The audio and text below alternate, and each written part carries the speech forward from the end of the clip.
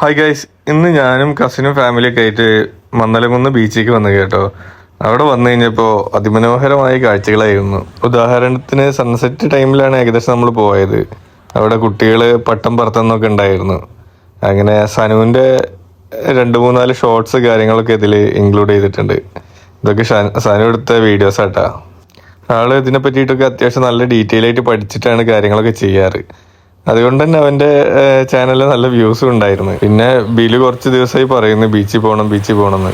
So അങ്ങനെ പിന്നെ ഇവിടെ വന്ന് നമ്മൾ കുറച്ച് നേരം വെള്ളത്തിൽ കാര്യങ്ങളൊക്കെ കളിച്ച്. സനു ആദ്യം ഇറങ്ങണില്ല എന്നൊക്കെ പറഞ്ഞു. പിന്നെ വീഡിയോ അങ്ങനെയൊക്കെ അടിപൊളി ആയപ്പോൾ എന്ത് ചെയ്ത് അവനെ ഇറങ്ങി. പിന്നെ അവന് കുറച്ച് ക്ലാസ് ഒക്കെ എടുത്ത് തന്നു, ഇങ്ങനെ വീഡിയോ ചെയ്ത് നോക്കി എന്നൊക്കെ പറഞ്ഞിട്ട്.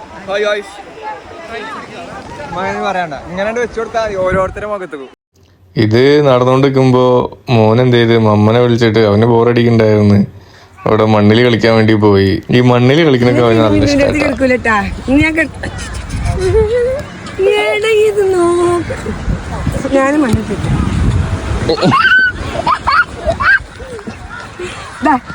അങ്ങനെ ഇതെന്റെ മമ്മയാണ്. മമ്മനെ പേരാണ് വിളിക്കുക, ബിന്ദു എന്നാ വിളിക്കുക.